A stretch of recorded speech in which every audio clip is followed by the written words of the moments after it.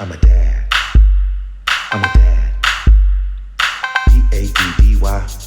D-A-D-D-Y. D-A-D-D-Y. D-A-D-D-Y. I'm a dad. Dad. I'm a dad. D-A-D-D-Y. D-A-D-D-Y. D-A-D-D-Y. D-A-D-D-Y. I'm a dad.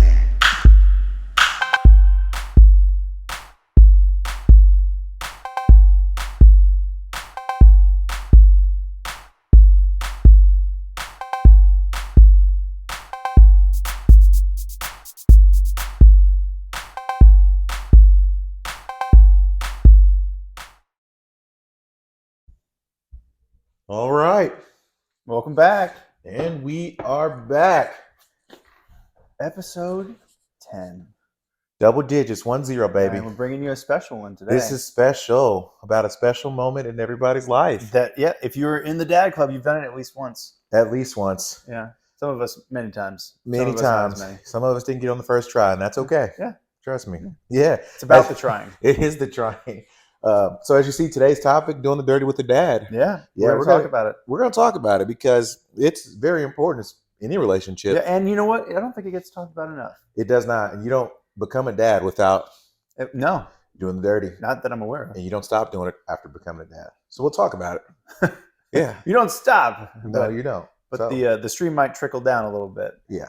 So before we get into that, let's talk about That's Going to Podcast, this week's moment. Yeah. Yeah. All right. So I was trying to decide between two Okay. this week. But they both involve my wife. Okay. Right. So my dad moment is not actually a dad moment, but I wouldn't be a dad without her. So she's included. Right. So I like to go to the gym fairly regularly, maybe 4 or 5 times a week if I can. Mm-hmm. And my wife, after getting the go ahead from your doctor, you can't like exercise for like 6 weeks or whatever. Yeah. Which is actually kind of related to this because you can't do that for 6 weeks either. Mm-hmm. She has gone off the deep end. She wants to get in shape. She wants to get it done. She's like, I'm gonna get my body back. I'm all up in it, right? And so she has taken to coming to the gym with me because she's not comfortable with like free weights on her own. So she'll come with me. Right. And that has taken my workout from being like an hour to like an hour and 45 minutes because I'm like, she's like sharing the machines with me. Yeah. And like, I'm like showing her and spotting her and stuff like that. And it's a great relationship building thing. But the whole time I'm thinking like, man, I could be done right now. Yep. I could be moving on with my day.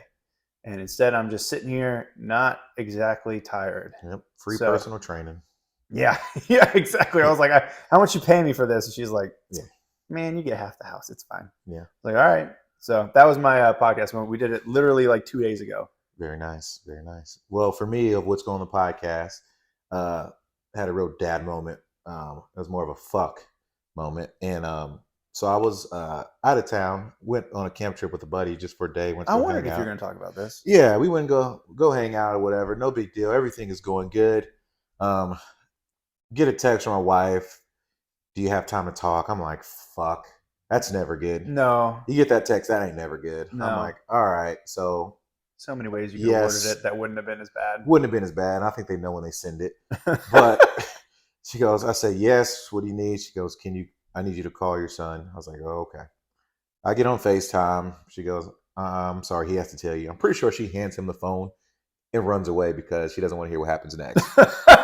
What's going on? She handed the grenade and just left. Correct. Why are you calling me? I did something. What'd you do? I broke your TV. What? You what? How the fuck did you break my TV? You can't even reach it. I threw a toy. Why the fuck are you throwing toys? I was trying to throw it in the toy box.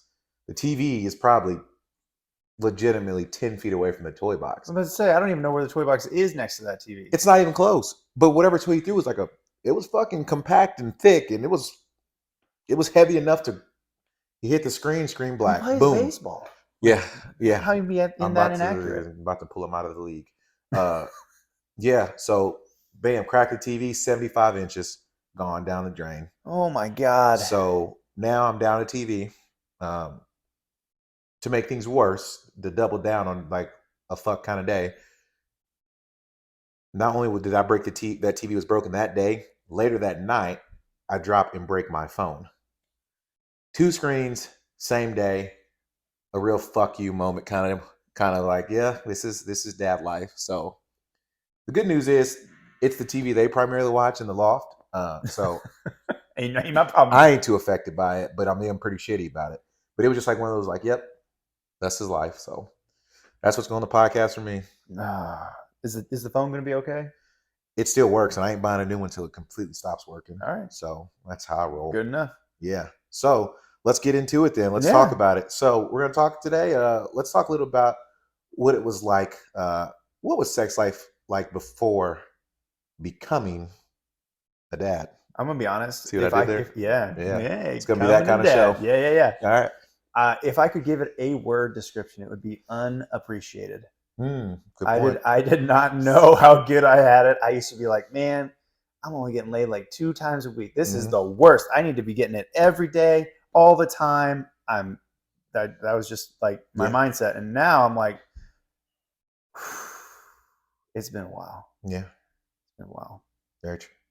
Yeah. So for me, we were what, 20, 21 when we met. So we prime were time. Prime jackrabbits, right? It was. So if I had to describe it, it was easy, you know? Yeah. It is easy. You didn't have to plan. It was anytime, anywhere. Yeah. If you're available, I'm available. No questions asked. The mood can strike you. The mood can strike you. And it was multiple times a day. Yes. It was that kind of stuff. It was that easy, right? Now, obviously, that's 21, 33. Age happens. But the sense of the start, that was no problem. Right. Yeah. So that was the beginning. But after a kid, things do change. Life changes. What changed for you? So, all right. So we'll talk about it because I'm going through it right now, right? Mm-hmm. They tell you for at least 6 weeks after your first child or any child, right?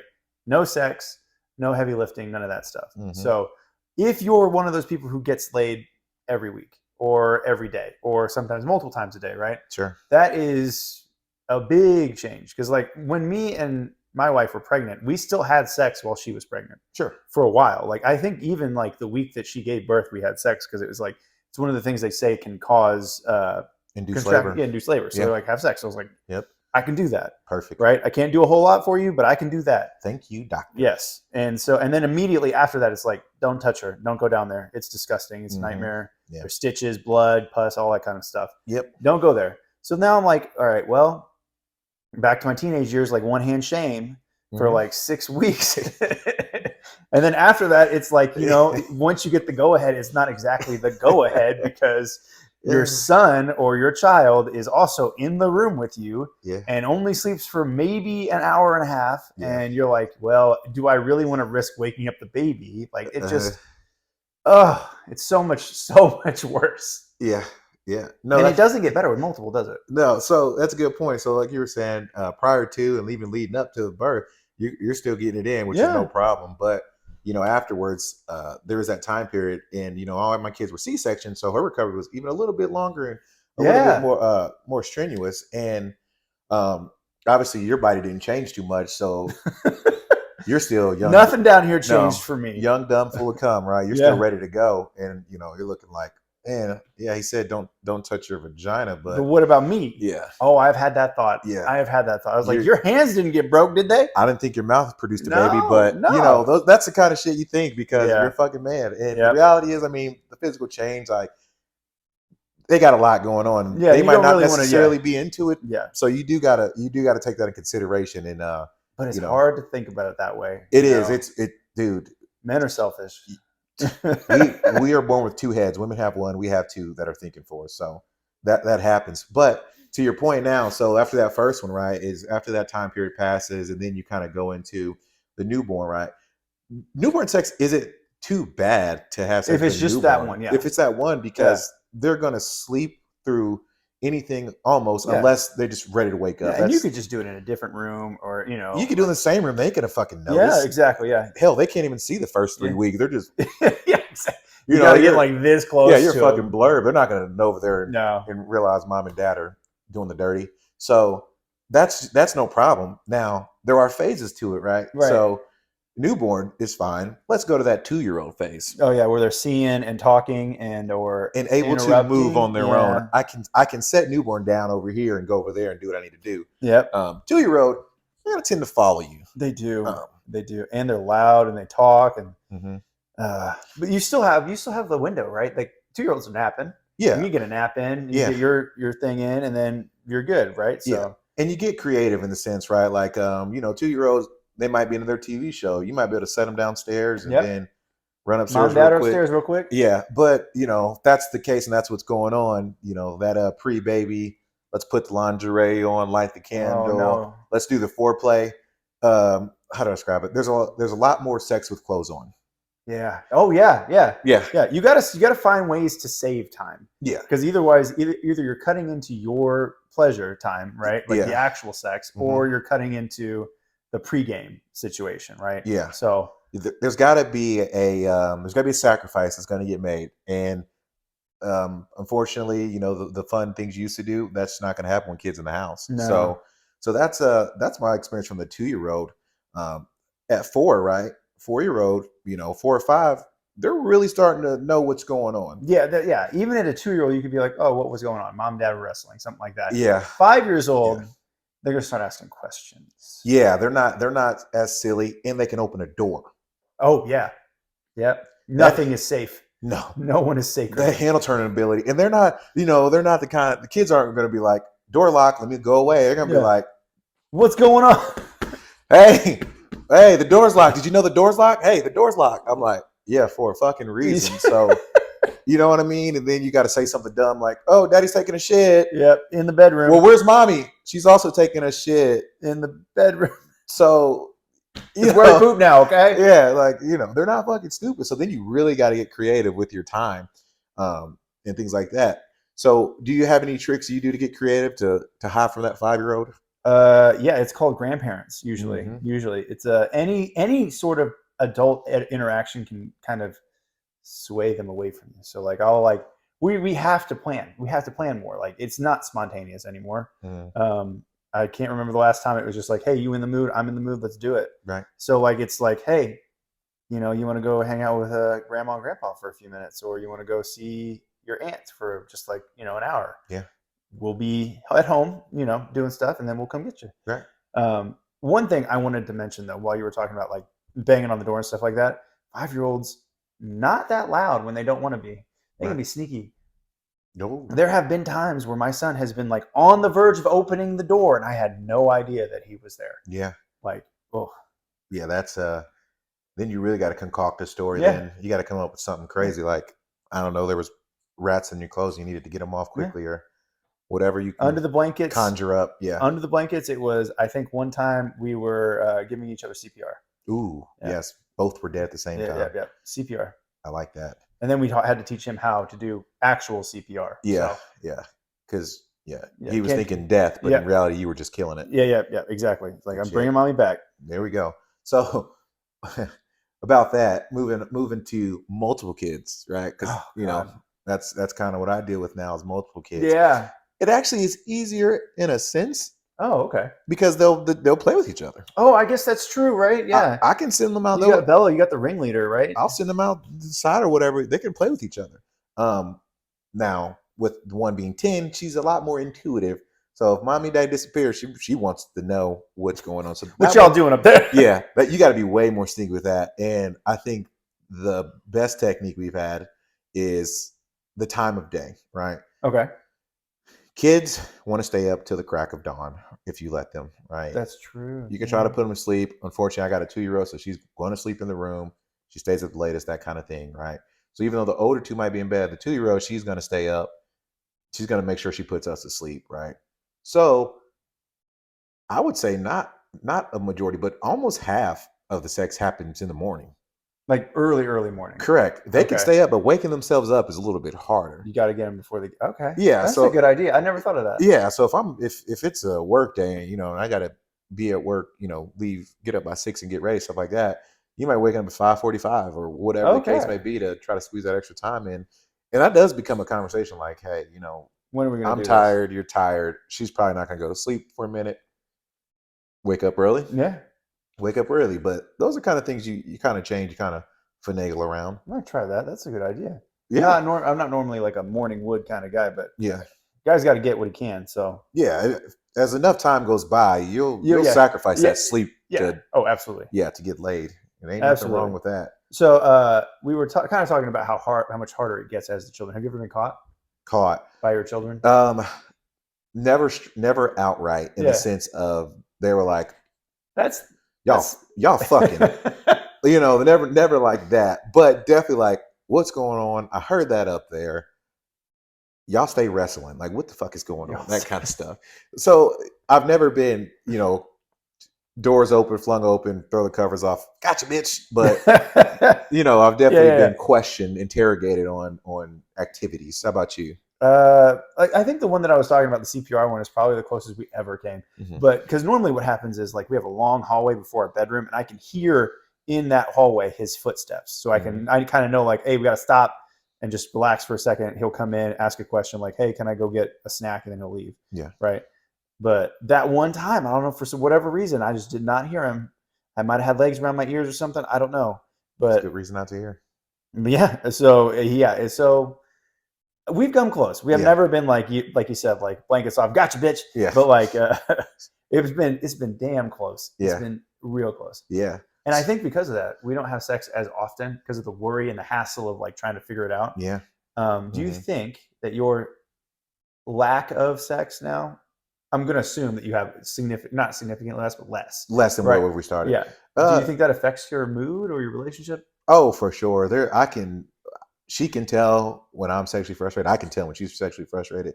It changes. I mean, it definitely changes the mood. And I mean, as you get older and life changes and things like that, you're busier and stuff like that. There's a lot of things to think about or focus on other than just sex itself. So that can become, a backseat or whatever. But let's say, 4 or 5 days rolls around and we're like, wait a minute, we're missing something here. Why are we so angry at each other? Yeah, something's fucking off here. And then you notice. So it definitely does affect the mood if you're not getting it. And like you were saying, for those of us not fortunate enough to maybe get grandparents close or babysitters, or if you maybe get babysitter once every 2 weeks, that could be your only window. So it can really fuck with your mood. You do gotta get creative. Yeah. How about you? You experiencing that? Yeah, I'm currently going through it right now. Okay. I think since my son has come, we've had sex one time in 2 months, and it has been really hard on me. It's been hard on you. It's been hard on me. It's been hard all day sometimes. And I'm just like, all right, this is the worst. Yeah. And part of that is a conversation that me and my wife are starting to go through, which is like, do we want to keep having kids, right? Yeah. Because now after the 6-week window, you're technically viable to have another baby. Oh yeah. We don't want one right now, so we're talking about how are we going to stop that from happening, right? Like, all right, are we doing like pull and pray? Are we doing like condoms? Are we using some kind of IUD birth control thing? Like where we have ended up is, well, we can't do IUD because it is we've perforated a uterus before, so like she has like a liability. It's not a good idea. Okay. I hate condoms, but I'm not going to say no to it if it means I don't have another kid.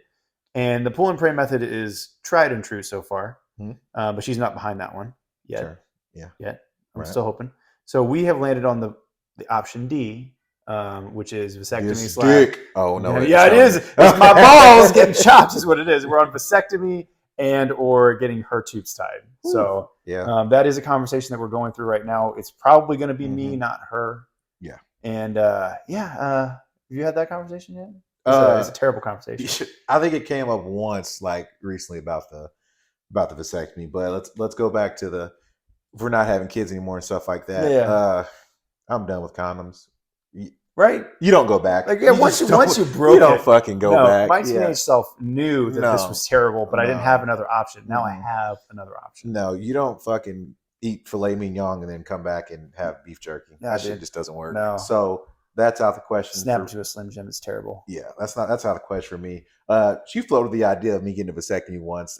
That shit ain't happening. Not for me personally.